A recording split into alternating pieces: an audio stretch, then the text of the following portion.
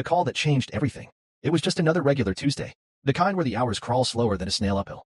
I was in my office, sipping lukewarm coffee that tasted like burnt cardboard, eyes glued to a spreadsheet I had already reviewed 3 times. The hum of the ceiling fan above buzzed like a lazy fly, and my inbox blinked with unopened messages I wasn't ready to face. That's when my phone buzzed on the desk. A name popped up that made me blink. Malik. My brother and I weren't exactly the kind who called just to catch up. He lived out in Hawaii, running one of those jaw-droppingly expensive resorts tourists fly thousands of miles to photograph.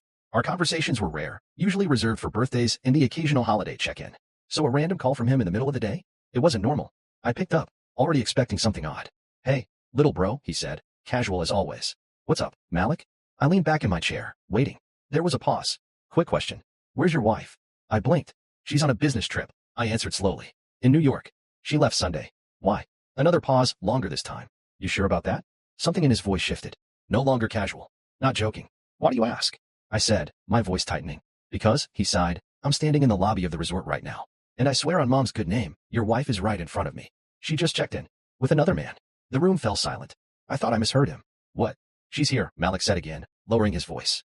"Barefoot in a sundress. With a guy who looks like he belongs on a cologne ad. And she just paid for the honeymoon suite using your ATM card."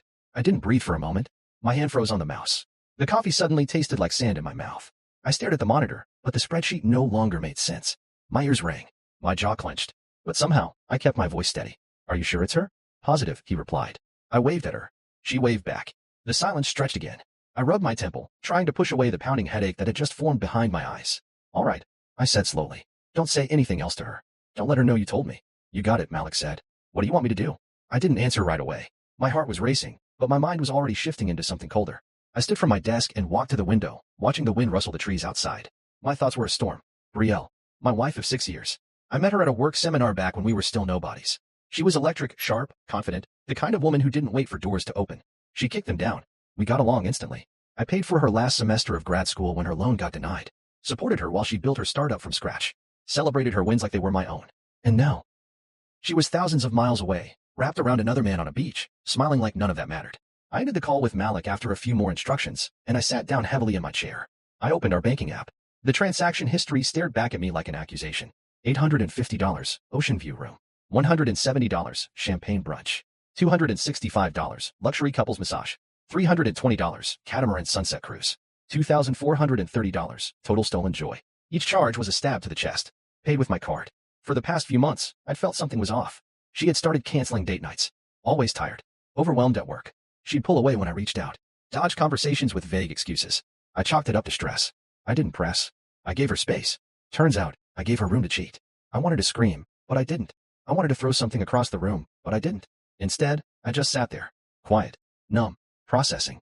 Because in that moment, I realized something dangerous. I wasn't going to yell. I wasn't going to cry. I was going to get even. I wasn't going to burst into Hawaii demanding answers. I wasn't going to storm into her hotel suite and punch the guy in the face. That's what she'd expect. That's what she'd prepare for. But me? I was going to sit down. Think. Plan. By the time she realized what was happening, she wouldn't even know what hit her. I picked up the phone again. Called Malik back. "Keep watching," I said. "Tell me everything. And send photos if you can without getting caught." He agreed. He always liked a little drama, and for once, we were on the same team. Then I called my assistant and said I wouldn't be in the office the rest of the week. I closed my laptop. I poured a glass of whiskey, sat on the couch, and stared at our wedding photo above the fireplace. I remembered the way she smiled that day. The vow she made. How her voice cracked when she said forever. I should have known then. Some people say forever, but they mean until the next shiny thing comes along. I clinked the glass against my teeth. She thought I was a fool, that I'd never find out. But she forgot who I am. She forgot that I pay attention, that I see patterns, that I built my life on structure and precision. She played a careless game in paradise. And now? Now, I was about to show her that betrayal has consequences. And Hawaii was about to become the last place she'd ever forget. Paradise exposed. The funny thing about betrayal is how it doesn't hit you all at once. It seeps in like cold water under a door, slow at first, then soaking everything before you realize you're standing in a flood. That night, I sat in my living room with the lights off, letting it all soak in. The only sound was the clink of ice against glass and the slow creak of the ceiling fan above. I stared at the bank statements again, scrolling through the damage like it was a crime scene report. A couple spa package. Sunset cruise. Room service that could feed a football team. My name on every receipt, my money funding their fantasy. She had taken what we built and used it as a getaway fund for a fling. But I wasn't going to act rash. Not yet.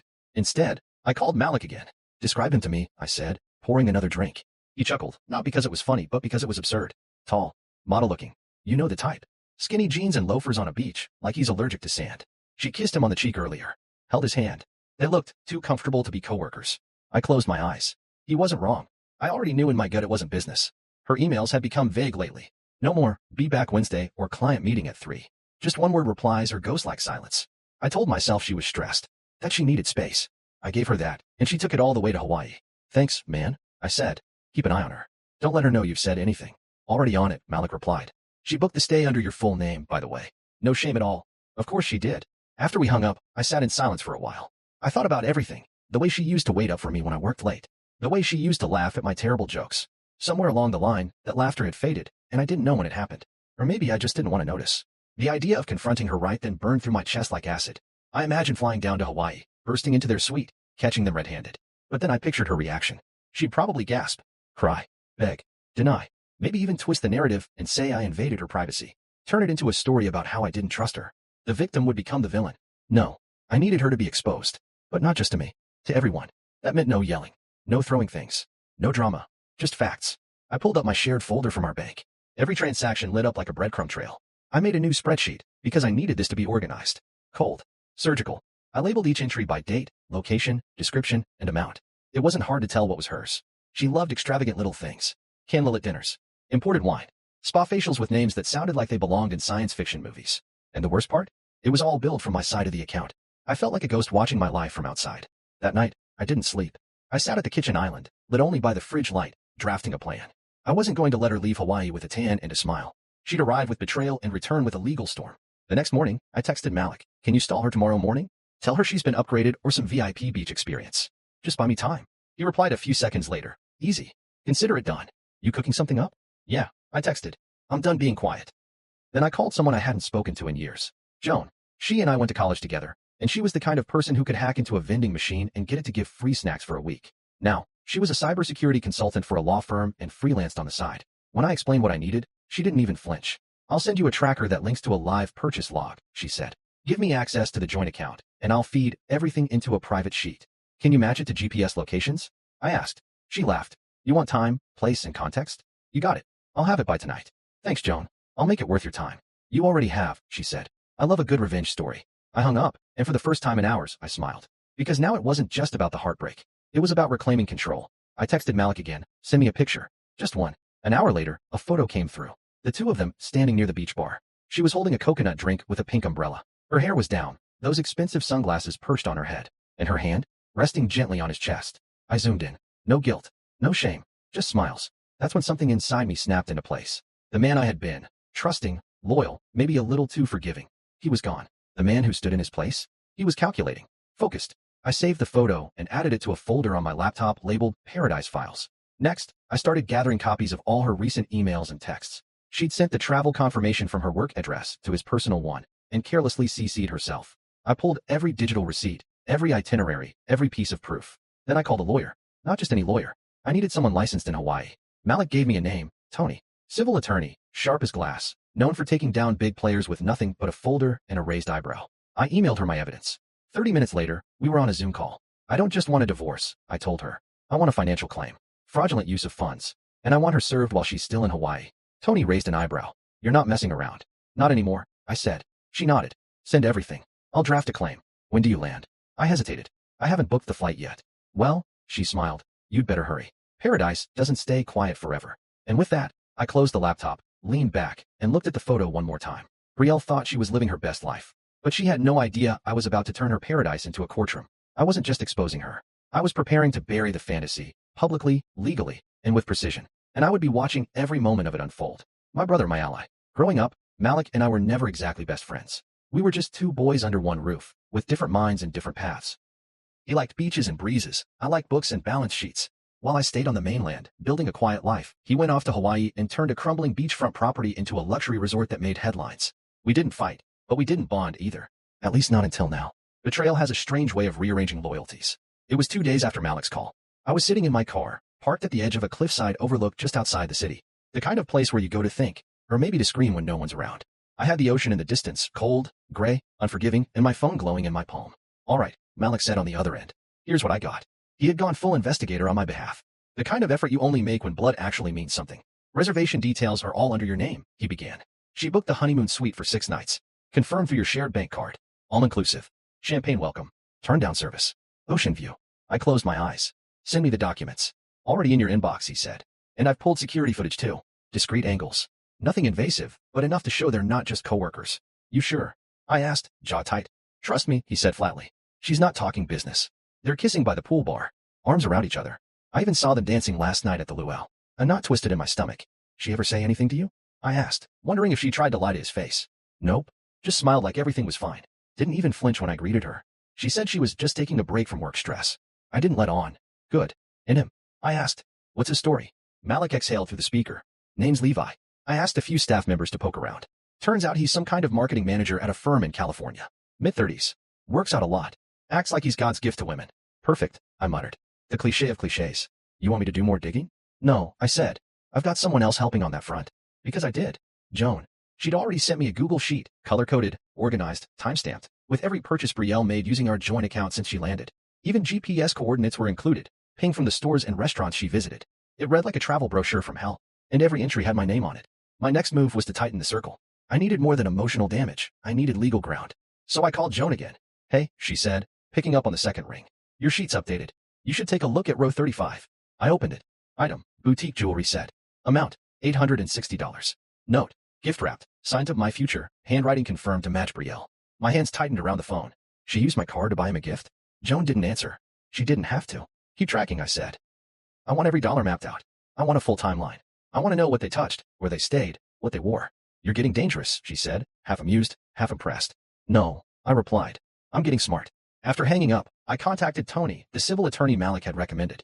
She was sharp, fast, and completely unbothered by the scale of the drama.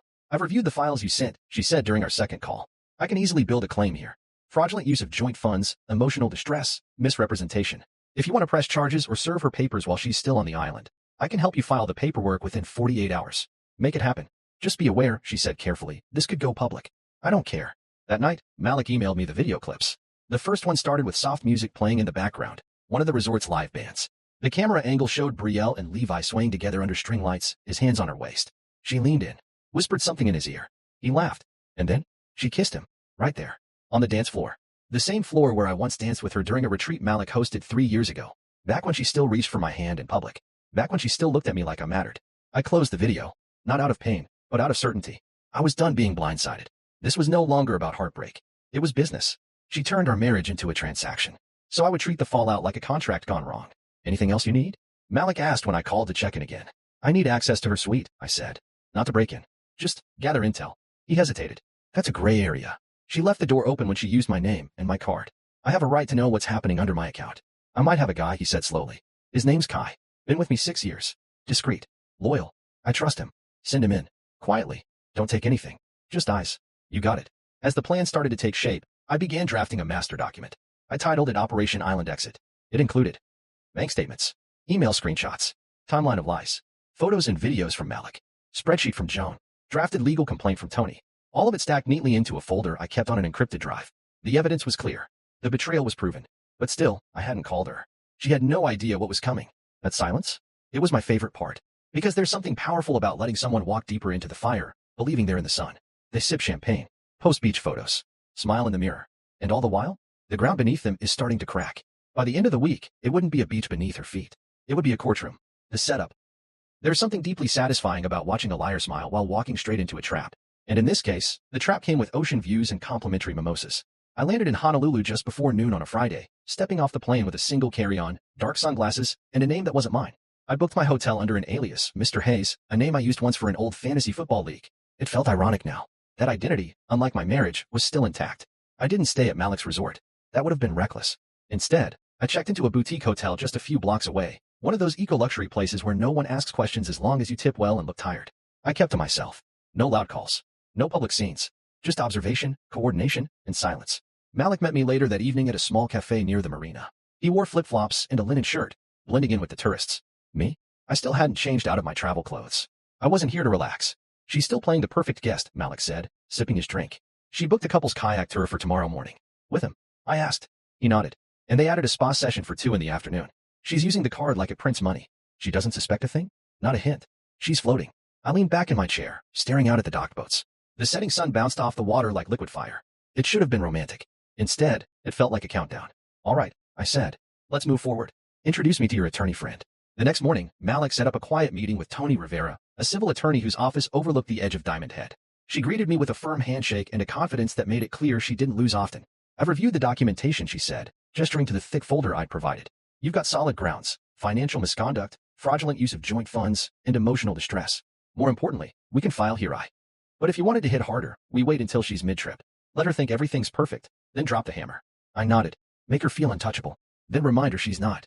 Tony smiled. My kind of client. That afternoon, I returned to my hotel and reviewed the latest batch of updates from Joan. The spreadsheet had grown. More dinners, jewelry, a private snorkel tour. One transaction labeled Lover's Cove Picnic Basket Premium. That one stung. Not because of the money, but because we'd done that same picnic 2 years ago. It had been her idea then. Now, it was recycled romance for someone else. I closed the laptop and called Malik. Time for the next phase, I said. Card switch, he asked. Yes. Can Kai handle it? Kai was Malik's right-hand man. Quiet, unshakable, the kind of guy you could trust to carry secrets to the grave. Malik once said Kai had fixed a blackout during a hurricane with duct tape and a screwdriver. I'll brief him tonight, Malik replied. We'll do it tomorrow morning when she comes down for breakfast. Tell him to be fast, clean, no errors. The plan was simple. Malik would stage a billing issue at the front desk that required Brielle's physical presence. Something like a hold error on the room. While she was down arguing, Kai would enter the suite, swap a real ATM card with an identical dummy, and leave everything else untouched. When she tried to use it later that day, nothing would work. Her picture-perfect vacation would collapse by degrees, each swipe a reminder that control was slipping. By the time the sun rose, everything was in motion. Malik called me around 10 a.m. She's at the desk now, he whispered, giving my staff the fake smile. Is Kai in? Already in and out. Like a ghost. I grinned. Perfect. Later that afternoon, Joan messaged me. No activity on the real card since 10:13 a.m. Looks like the decoy's in full effect. That was the moment I finally felt the shift. The balance tipping. I imagined her standing at the register of some boutique shop, sunglasses in one hand, disappointment curling her lips as the cashier shook their head. Card declined. Swipe again. Declined. Confusion. Embarrassment. Panic. Malik confirmed it. They went to the jewelry store in Waikiki, he said. She tried to buy a gold chain. Got declined. Tried again. Nothing. Levi looked confused. She looked pissed. And now, they're back at the resort. She's on the phone with someone. Probably the bank. Or maybe you. I chuckled. Let her call. I didn't answer, of course. I wasn't ready yet. She had to sit in it longer. But I wasn't done. I crafted a short message on a white piece of paper and sealed it in an envelope. Then I printed one of the clearest screenshots of her kissing Levi on the beach and added it inside. On the paper, I wrote just one line. Smile. You're not on vacation anymore.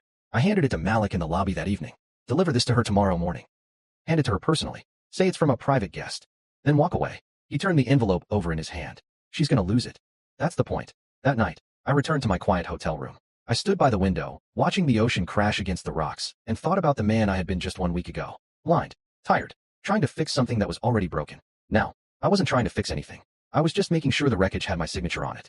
The next morning, Malik called me with a chuckle in his voice. She opened it in the breakfast lounge, he said. Went pale like someone kicked the chair out from under her. Levi asked what it was. She told him it was nothing. Then she stormed off to her suite. I smiled, staring at the rising sun outside my window. Good. She's gonna blow soon, Malik added. She already did, I said calmly. She just doesn't know it yet. I ended the call, finished my coffee, and zipped up my suitcase. It was time to go home, not because I was finished, but because the real show was about to begin, and she still had no idea the cameras were rolling. The card switch. There's a specific kind of silence that follows a perfect setup. It's not empty, it's loaded, like the air right before a storm breaks, or the hush that settles in a courtroom when the verdict is about to be read. That's the silence I sat in the morning after Malik delivered the envelope. A thick, waiting kind of silence. I didn't rush it. I let the clock do the work. At exactly 11:03 a.m., the first call came through. Brielle. I watched her name flash across my screen. I didn't move. Let it ring. Then another. Then another. I muted the phone and slid it face down across the counter. My hands were steady, my breathing calm. I'd imagined this part for days, the unraveling. But nothing compared to the real-time thrill of watching her world sink slowly beneath her feet. She called 6 more times over the next 2 hours. I didn't pick up. Meanwhile, Joan kept feeding me live updates from the card tracker. Or rather, the lack of them. Declined again. She messaged at 12:12 p.m., this time at a beachside cafe. She tried 3 times. The beautiful thing about revenge done right is that it's not loud. It doesn't slam doors or scream accusations. It whispers truth into places where lies used to live. That's what this card switch was. Not revenge in the classic sense, but revelation. One swipe at a time. Malik texted me mid-afternoon. She's asking everyone at the front desk why her card isn't working. She thinks it's a hotel error.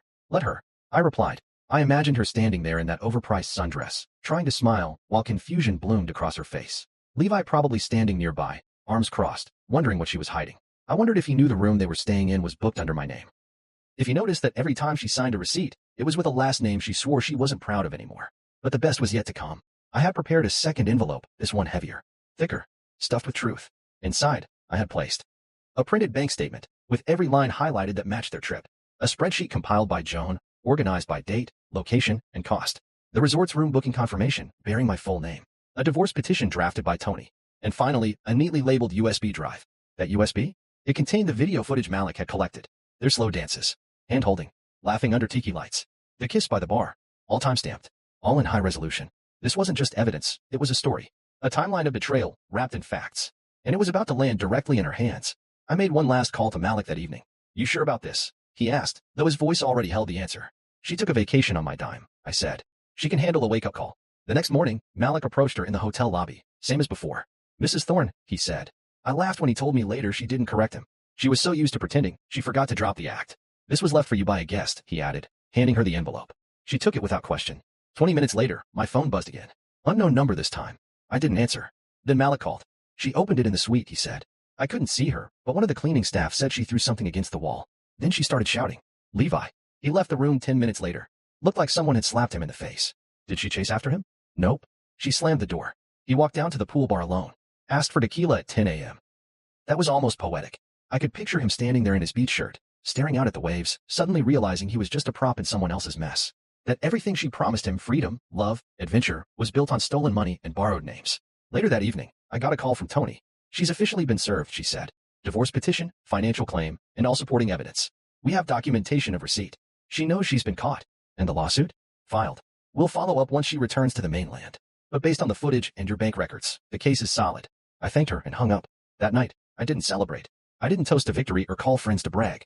I just stood on the balcony of my hotel room, watching the tide roll in, listening to the soft hush of the waves meeting sand. I thought about everything.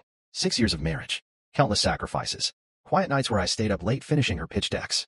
The way she used to rest her head on my shoulder when she couldn't sleep. The little things that build a life. And how, one by one, she tore them down for a man who couldn't even pay for his own cocktails. Somewhere down there, in another hotel suite, she was pacing, panicking, scrambling to call banks, lawyers, anyone who would listen. But the truth? No one could help her now. She betrayed the one person who actually would have stood by her. She mistook kindness for weakness. And when she decided to treat our marriage like a game, she forgot one important thing. I never lose when I know the rules. And now, I was the one writing them. By the next morning, she had checked out. Malik texted me. She left in a rush. Didn't speak to anyone. Levi's gone too. Good, I replied. I boarded my return flight that afternoon. No first class. No upgrades. I didn't need luxury. I had peace. And sometimes, that's more valuable than anything money can buy.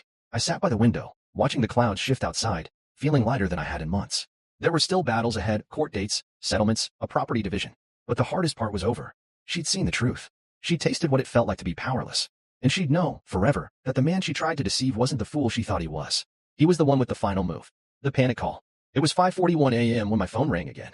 I had just returned home the night before, dropped my bag by the door, and walked straight to the shower without turning on a single light. I needed to rinse off Hawaii. Rinse off the smell of betrayal. The lingering sin of ocean wind and lies. I hadn't even unpacked. The suitcase set untouched by the bedroom wall, and my phone, on silent, buzzed to life on the nightstand. The screen lit up. Brielle. I let it ring. Then again. And again. She called 9 times in less than 20 minutes before I finally picked up. I didn't say a word at first. I just let the weight of the silence reach her through the line. Hello, she said, voice small. I stayed quiet. Where are you? She asked, sounding like she hadn't slept. I finally spoke, my voice calm, even. Back home. There was a pause on her end. I could hear background noise, doors closing, maybe footsteps. She was probably pacing. You're home, she repeated. Why? What's going on? I could almost hear her trying to piece it together, but nothing she'd prepared would have fit what she was walking into. Why is my card not working? She demanded, her voice rising with desperation. Why did it get declined at every store yesterday? I called the bank, and they said there was a freeze on it. Did you do something? Did I do something? I repeated slowly. That's rich. Listen, she began quickly, this whole thing. I know how it looks, but it's not. Don't, I interrupted. She went quiet. I stood at the window of my house, looking out at the neighborhood just beginning to stir. Sprinklers ticked on across lawns, early joggers passed by with earbuds in, completely unaware that on this call, a marriage was being dissected piece by piece. You told me you were in New York, I said plainly. You packed a suitcase and kissed me goodbye and said you were meeting a client uptown. I was, she lied. You weren't, I said. You were in Hawaii, at my brother's resort, with another man. I heard her inhale sharply. And you used my card, I continued, my voice still low, still cold. Every cocktail, every massage, every dinner, every room service bill, you swiped with my name. You made reservations in my name. You laid in bed with another man, in a suite I paid for. Wait, she said, stumbling over her words. It's not like that. Don't lie again, Brielle. I wasn't trying to hurt you, she snapped, desperation cracking her voice now. It was a mistake. It just happened. You planned the trip. There was silence. You bought the tickets. You forwarded the itinerary to him. You used my funds to do it. That's not a mistake, Brielle. That's a choice. I let that hang in the air. She didn't respond. You don't understand, she finally whispered. I've been feeling lost. Alone. You've been distant. You've been working so much. No, I cut in. Don't do that. Don't blame my job. Don't act like loneliness is a permission slip for betrayal. You could have talked to me. You could have told me something wasn't right. Instead, you packed a bag, smiled in my face, and flew to paradise to play house with someone else. There was no defense. She knew it. Her voice broke. Please. I'm sorry. I didn't mean for it to go this far. It just got complicated. I was confused. You weren't confused when you booked a luxury suite. You weren't confused when you bought him a necklace with my card. She gasped. How do you know that? I know everything, I said. Every charge. Every location. Every video. Every lie. She was completely silent now. You really thought you'd get away with it? I asked. You thought I'd sit here while you dipped into our account and took a vacation with someone else? She stammered. I needed something different. I didn't plan on hurting you, I swear. I still love you. I almost laughed. No, Brielle, I said. You love what I gave you. The stability. The money. The image. You love the version of me that didn't know what you were doing. She cried then. Quietly. I didn't interrupt. I didn't comfort. I don't know what to do, she said between sobs. I made a mistake. You'll get a package by 9 a.m., I said calmly. What? In your suite. Courtesy of the hotel manager. Open it. Read everything inside. Then pack your things and check out. You'll be flying home alone. She sniffled. What's in it? Reality, I said. Something you've been avoiding. I can fix this, she pleaded. Please. I know I hurt you, but I'll do anything. Just tell me how to make this right. You can't, I said. This isn't about hurt anymore. It's about who you chose to be when you thought I wasn't watching. But I didn't mean to fall for him, she whispered. And there it was. The truth. I didn't even flinch. Brielle, I said slowly. You chose him. You booked the flight. You packed the bags. You shared the bed. You used my card to fund the fantasy. That's not something that just happens. That's effort. That's intention. Silence. And then the smallest voice I had ever heard from her. I'm scared. You should be. The line was quiet for a long time. I could hear her breathing. Maybe she thought I'd soften. Maybe she thought I'd say, come home, or we'll figure this out. But I'd figured it out already. And she no longer had a place in it. I have to go, I said. Wait. But I hung up. I stood in the quiet of the house for a long while after that. The walls felt a little wider. The air, a little clearer. Like the house had been holding its breath too, and now it was free to exhale. I went downstairs, brewed a fresh cup of coffee, and took it out onto the porch. The sky was turning gold. Birds chirped in the trees. For the first time in a long time, I felt still. No more guessing. No more wondering. Just truth. I didn't need to yell or scream to win. All I had to do was stop pretending she was someone she never intended to be. And soon, when she opened that package, she'd realize just how much pretending had cost her. The envelope of consequences. The sun rose in Honolulu like it always did, calm, golden, promising. But for Brielle, this morning was going to be different. I imagined her waking up in the luxury suite, the ocean breeze slipping through the curtains, the faint sound of waves in the distance. For a moment, maybe she even forgot everything. Maybe she reached for Levi. Maybe she still hoped this was just a bad dream. But dreams don't come with documents. At exactly 9 a.m., Malik followed through on our agreement. He walked up to the suite, knocked twice, and handed her a second envelope, this one thicker than the last. He didn't say a word, just smiled politely, turned around, and walked away. Inside that envelope was the end of everything she thought she had control over. The divorce petition was printed on crisp, white paper with bold lettering and Tony's law firm's insignia at the top. It detailed every violation of trust, every financial abuse, every legal reason I had for terminating the marriage. No fluff, just facts. Alongside that, I had included a formal restraining order against her access to all joint accounts, investments, and property titles. Tony's team had frozen everything. The house, the cars, the business assets. Brielle now had no access to anything we had built together. Also included was a breakdown, a full spreadsheet, color-coded, labeled, with every single dollar she had spent using my name. There were receipts from the resort, restaurants, designer stores, and even gas stations. Each row was a nail in the coffin. Joan had done an exceptional job organizing it all, and it looked less like a document and more like a prosecution case file. But what truly mattered, the thing that would take her breath away, was the final item in the envelope. A small black USB drive, neatly labeled. Inside that USB was the footage. For separate clips, each captured with date and timestamps from Malik's security system. There was no ambiguity, no grainy, low-resolution blur to dispute. The kiss under the tiki lights, the hand on her thigh at the poolside lounge, the giggling as she leaned on Levi during the luau, the way she leaned into his neck as they walked back to the suite at night. It was all there. And he, Levi, was just as exposed. That's the part she hadn't thought through. He worked for a firm in San Diego. Brielle once told me it was conservative, uptight, known for firing employees over office romances and inappropriate social behavior. She never thought I'd find out. Never thought Malik would track the footage. Never imagined I'd take it this far. But I had. Because love wasn't the point anymore. Dignity was. I got a call from Malik about 30 minutes after he delivered the envelope. You're not going to believe what just happened, he said, half laughing. Try me, I replied. She came down to the lobby in a fury, holding the envelope like it had bitten her. Demanded to speak to management. Then she demanded to speak to me. And I asked. I met her outside the main doors, he said. She started yelling, asking if I was working with you. She said it was invasion of privacy. I let her talk. Smart. Then Levi came out. He looked shaken. I think he saw the video. I leaned back in my chair. He knows. Oh, yeah. His face said it all. He wasn't furious. He was terrified. Probably realized the kind of fallout he's about to walk into. Good. They argued right there, in front of everyone, Malik said. She said something about fixing it. He said something about lawyers. Then he just walked off. Didn't even wait for her. That part didn't surprise. She had traded 6 years of real for 6 days of illusion. And now she was left holding an envelope full of truths and a name no one wanted to be associated with.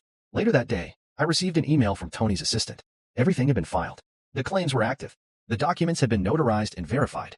I now had legal separation pending trial in a strong financial misconduct case. And the startup I helped Brielle launch? I had already removed her from the accounts. Back when we set up the LLC, she didn't pay attention to the fine print. I had retained majority control with 60% equity, standard protection in case she ever wanted to sell early. I never thought I'd use it this way, but now, it felt like insurance. I sent a notice of removal to her business email that evening. Effective immediately, she was out. No longer CEO, no longer partner, no longer tied to anything I built. The final blow came when Malik told me Levi's company had received a forwarded copy of the video. Not by me, of course not. But someone anonymous, someone who simply labeled the email, thought your HR department might want to see this. I didn't have to ask who sent it. Joan. She always did have a flair for timing. By that night, the fallout was in full swing. I stayed up reading a book I'd been trying to finish for months. Something about quiet resilience and rebuilding after a storm. Funny how I understood it better now. My phone buzzed once more. A text from an unknown number. Please. Can we talk? Just once. Please. I didn't respond. Because what was there left to say? She had poured gasoline on our life and lit the match, thinking I wouldn't notice the smoke. But now, she was choking on the fumes. She had lied to my face, spent my money, kissed another man under my brother's roof, and thought all she had to do was cry her way out of it. Not this time. I walked out onto the balcony, breathing in the cool night air, letting it settle in my lungs. There was no need for revenge anymore. I'd already won. Not through rage. Not through violence. Through evidence. Through calm. Through the truth. Let people call me cold. Let them say I overreacted. Because in the end, she tried to write me out of the story we built together. But I held the pen, and she just got edited out, grounded and exposed. When I stepped off the plane back home, I didn't feel victorious. I didn't feel angry either. What I felt, oddly enough, was quiet. A kind of stillness that settled in my chest like dust after a storm. I wasn't coming home from a war. I was coming home from a revelation. And the man who had left just a week ago wasn't the same man walking into this house now. I took my time walking through the front door. Everything was exactly as I left it. The shoes neatly by the door. The vase with dried lavender still sitting untouched on the dining table. But the energy had changed. It was no longer our house. It was mine. Completely, irrevocably mine. Before I even unpacked, I did what needed to be done. First, I changed the locks. A locksmith came within the hour. I didn't explain why. I didn't need to. The man simply did the job, took the payment, and nodded before leaving me standing with a brand new set of keys and a fresh bolt on the past. Next, I contacted my bank and finalized the financial separation. Our joint accounts were already frozen, thanks to Tony, but now I made it permanent. No more access. No more loopholes. Every dime was accounted for, every transaction traced. I wasn't just protecting myself, I was securing peace. Then I cleared the house. Not of furniture or memories, just of her. Everything that belonged to Brielle, her clothes, shoes, makeup, books, favorite mugs, even her yoga mat, I boxed up and stored in the garage. I didn't throw anything out. That would have been too easy. Instead, I put it all neatly into labeled bins, and I left a simple note on top. Collected. Categorized. Claimed. You can coordinate pickup through your attorney. I didn't need her setting foot back inside. She had already stomped enough mud through the floorboards of my trust. 3 days later, the doorbell rang. It was a courier with a stack of papers, signed responses from her legal team. She wasn't fighting the divorce. Not directly. Not yet. But the tone of the reply was careful, curated, designed to slow things down. Too late for that. The next morning, she flew back. Alone. Malik had texted me the moment she checked out. She's leaving today. First class. No Levi. I didn't respond. I didn't need to. But I knew the storm was about to move from Hawaii to here. Sure enough, by mid-afternoon, there she was. Standing at the front door like someone who forgot they no longer lived here. She had sunglasses on, her hair pulled back in a tight ponytail, and that same duffel bag she'd taken to Hawaii slung over her shoulder like nothing had changed. She rang the bell twice. I watched her from the upstairs hallway monitor. I didn't rush. I let her stand there. Let her feel the weight of waiting. Then I pressed the intercom button. Brielle. She looked around, confused. Can you open the door? This property is no longer shared, I said evenly. You'll receive further instructions through your attorney. Her face changed immediately. Wait, what? Are you serious right now? I flew back to fix this. You flew back alone, I said. That was your first clue. She stepped closer to the door. Please, just let me in. We can talk. There's nothing to talk about. Come on, you don't mean that. You said you needed space. You took it. In Hawaii. With another man. That was a mistake. No, I interrupted. It was a pattern. I paused. You broke this, Brielle. Not just once. Not just with one kiss. You made a decision every single day of that trip. And now, you're facing the cost. She was visibly shaking. People make mistakes. People do, I agreed. But not everyone betrays the person who gave them everything. The silence that followed was heavy. Then her voice cracked. The neighbors are staring. I looked down from the window. Sure enough, across the street, old Mrs. Callahan had paused mid-sprinkler. A man jogging with his dog slowed to glance over. Even the mailman took a second look before heading back to his van. I'm not the one who should be embarrassed, I said. You made this public the moment you tried to hide it. Her lips trembled. You really hate me now, don't you? No, I replied. Hate takes too much energy. And I'm done giving you mine. I ended the intercom call. She stood there for another 30 seconds. Then she walked to the curb, where her Uber was still waiting, and climbed in without looking back. That evening, her parents called. I debated whether to answer, but curiosity got the better of me. Hello, I said. There was a moment of hesitation. Hi, her mother said, her voice tightly wound. We heard about everything. We just wanted to hear your side. You want my side? Yes, her father added. Brielle's upset. She says it wasn't what it looked like. It never is, I said. Well? She went to Hawaii with another man. She used my bank card. She booked the suite under my name. She lied to all of us. If you're looking for someone to feel sorry for, I'm not him. There was a long silence. I'm sorry, her mother said finally. We didn't know. No, I replied. You just didn't ask. I hung up. I didn't owe them closure. Not when they'd spent 6 years turning a blind eye to the crack she caused and calling them character. That night, I sat on the back patio with a glass of water and watched the sky turn orange. The same sky we used to sit under together, laughing at silly TV shows and dreaming about our future. Now, I sat under it alone, and for the first time, it didn't feel empty. It felt earned. The house was no longer filled with tension. No walking on eggshells. No late-night text I wasn't supposed to see. No phone calls that ended the second I stepped into the room. Just silence. And silence, when it's finally honest, is the loudest kind of peace. I walked back inside, past the row of labeled boxes in the garage, and shut the door behind me. She had returned home thinking she could fix it with words. But some bridges burn so clean, there's nothing left to walk across. The final confrontation. A month later, I stood in the hallway outside courtroom 4B, dressed in a charcoal gray suit, holding nothing but a leather folder and calm resolve. The hallway buzzed quietly, shuffling feet, muffled conversations, the occasional call for silence. But all of it faded to a dull murmur as I stood by the bench, waiting for her. Brielle arrived 5 minutes late. She looked nothing like the woman who had stepped onto a Hawaiian beach in a sundress and sunglasses. Today, she wore a navy skirt suit, her hair pulled tight into a bun, as heavy with something between regret and stubbornness. Beside her was a sharp-looking attorney with an expensive briefcase and the kind of practiced smirk that only existed in courtrooms and overpriced divorce settlements. She didn't make eye contact. I didn't care. My attorney, Tony, stood beside me with quiet confidence, flipping through documents like she already knew how this would end. When the clerk called our case, we entered the courtroom and sat across from each other at 2 separate tables. The judge was a middle-aged woman with a steel gaze and a reputation for disliking unnecessary drama. Exactly who I'd hoped for. Tony opened with a calm summary of the case: financial misconduct, betrayal of marital trust, fraudulent use of shared assets. She spoke clearly, backed by dates, receipts, bank statements, and video footage we'd submitted into sealed evidence. Brielle's lawyer tried to counter with emotional appeals. Your Honor, he said, my client acknowledges that mistakes were made. But this was not a calculated attempt to harm her husband. This was the result of emotional distance in the marriage. My client felt isolated, neglected, and alone. She acted irrationally, yes, but not maliciously. Brielle lowered her eyes, like the weight of those words was hard to carry. The judge didn't blink. Tony rose smoothly. Your Honor, feeling neglected doesn't justify using your spouse's identity and financial accounts to fund an adulterous vacation. My client has presented proof of premeditation, booking details, duplicate reservations, and video footage showing sustained romantic engagement with another man. This was not spontaneous. This was a pattern. The judge nodded, flipping through the documents. Then she turned to Brielle. Mrs. Thorne, do you deny traveling to Hawaii with another man using your husband's financial information? Brielle looked up, her voice barely audible. No, Your Honor. Do you deny that the room, the meals, and the gifts were charged to your husband's account without his consent? Again, no, Your Honor. Do you deny that during this trip, you portrayed yourself as unmarried on official travel documents submitted to the resort and tour companies? Her attorney tried to speak, but the judge raised a hand. I'd like to hear it from her. Brielle hesitated, then shook her head. I don't deny it. The judge nodded and leaned back in her chair. Thank you. Tony stood again and handed over the final exhibit, my written statement. The judge read it silently for a moment before placing it aside. Then it was my turn. Would you like to say anything? The judge asked. I stood, buttoned my jacket, and walked slowly to the witness platform. I didn't look at Brielle. Not once. My eyes stayed forward, my voice even. I was married for 6 years to a woman I thought I knew. I supported her through grad school, paid off her debts, helped launch her business. I built our life carefully, brick by brick. And one day, without warning, she took a sledgehammer to all of it and smiled like it was self-care. A few people in the gallery shifted. I continued. She planned a trip with another man. She lied to my face. She used our joint funds, my money, to finance a vacation she called a business trip. She bought jewelry for someone else while pretending to be someone else. She committed financial betrayal and emotional abandonment, all in one act. I paused. And when she got caught, she didn't apologize. She didn't come home and confess. She panicked because the fantasy fell apart. I finally turned my head slightly, just enough to glance at her. You had 6 years to make things work, I said softly. You chose a 5-day trip over a lifetime. I stepped back, nodded to the judge, and returned to my seat. The room was still. The judge adjusted her glasses, glanced at the stack of evidence once more, and gave her ruling. The court finds the evidence overwhelmingly in favor of the petitioner, she said firmly. The divorce is granted effective immediately. The house, bank assets, and startup business will be awarded to the petitioner in full.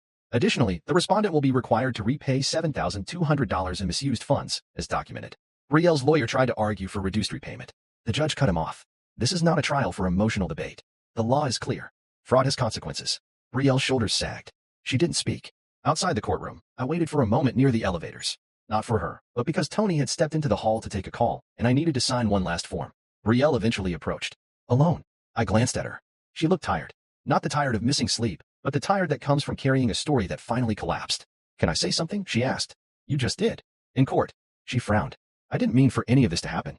I turned toward her fully. That's the problem, I said. You never meant for anything. You just let things happen, until you couldn't hide them anymore.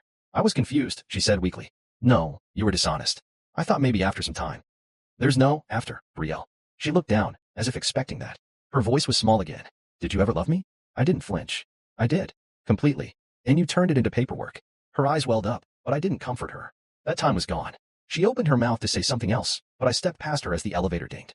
Tony returned, handed me the signed file, and we left. I didn't look back. That evening, I opened a bottle of wine and stood on my balcony again. The wind had picked up. The air had shifted. Somewhere down the road, Brielle would tell her version of the story. Maybe to friends. Maybe to someone new. Maybe even to herself. But I didn't care anymore. Because the story that mattered, the one with the truth, the proof, and the clean break, was finished. I had walked into court with facts and walked out with freedom. No screaming. No slamming doors. No dramatic exits. Just the quiet sound of closure. And the knowledge that I had rebuilt what she tried to tear down, with dignity intact. My life, rewritten. It's funny how peace doesn't come with fanfare. It doesn't knock on your door with balloons or announce itself like a grand entrance. It comes quietly, softly, like a breeze drifting through an open window, reminding you that the storm is gone. That's how I felt waking up in my new apartment for the first time. The sun filtered through the blinds, casting golden stripes across the hardwood floor. My dog. Yes, I finally got one. Was curled up at the foot of the bed, snoring softly. He was a rescue, a stubborn little mutt named Milo who liked to hog the blankets and bark at his reflection in the mirror. Somehow, his presence made the space feel lived in, real. Like I wasn't just existing, I was healing. The apartment wasn't big. One bedroom, one office, open kitchen. But everything in it was mine. Every item I brought in had meaning. The framed photos on the shelf were of friends, travels, and family. No wedding pictures. No half-hearted smiles. Just me, in all the honest moments that never required performance. A few weeks after the court hearing, I officially moved out of the house Brielle and I once shared. I didn't fight to keep it, even though the judge had awarded it to me. I didn't want to live in a museum of broken memories. I sold it. Got a good offer too. Young couple, newly married, excited to start their life together. I let them have it. Let them fill the space with hope instead of history. Brielle didn't contest the sale. She barely said anything after the ruling. And I got back to living. I started biking again on Sundays, the way I used to before I met her. Just me and the wind, riding along the river trails with no destination, no schedule. I found new coffee shops, met neighbors, took cooking classes on Thursday nights because, for the first time in years, I didn't have to worry about someone else's preferences. I didn't check her social media, didn't scroll through tagged photos, trying to see who she was with or what excuse she was giving the world. That chapter was closed. Reading it again wouldn't change the ending. Malik and I talk more now. The whole ordeal had brought us closer than years of birthdays and holidays ever did. We laughed about things now, small details that had once stung. You should have seen her face when the envelope landed, he'd said once over a call. Like someone handed her a live grenade. He came to visit a few weeks later. We grabbed dinner, sat on the rooftop of a local restaurant, and just talked. No tension, no rushed updates. Just two brothers who had been through something ugly and came out stronger for it. You're different, he said, sipping his beer. Better or worse? Better, he replied. You look lighter. Like you're finally breathing. I nodded. Feels that way too. Then there was Tony. What started as a purely professional connection had slowly grown into something I didn't expect. We stayed in touch after the case ended, initially about paperwork, then about life. One evening, we met for drinks at a quiet bar downtown. She looked different out of court, more relaxed, warmer. Her sharpness was still there, but it was softened by genuine curiosity. She asked how I was doing, not in the way people do to be polite, but like she really wanted to know. I'm learning to be selfish again, I told her. She smiled. Good. You earned that. By the end of the night, I realized I hadn't thought about Brielle once. Not her lies. Not the videos. Not the voice that once convinced me she'd never hurt me.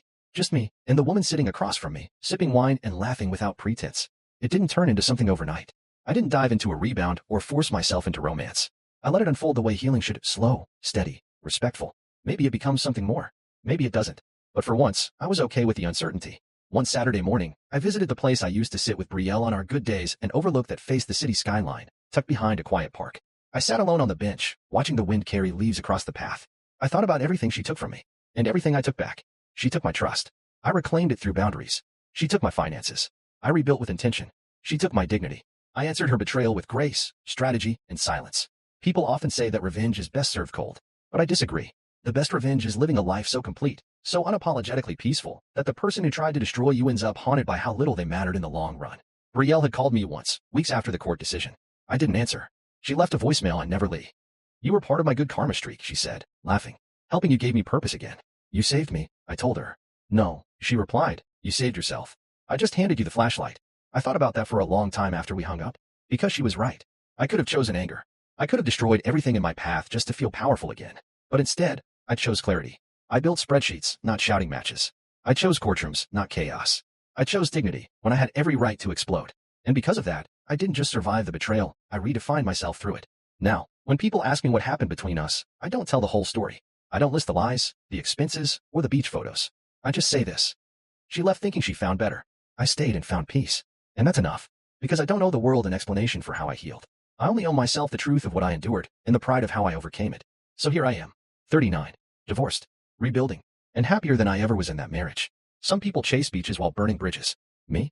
I've learned to build on solid ground. No more borrowed trust. No more forced smiles. No more fake forever.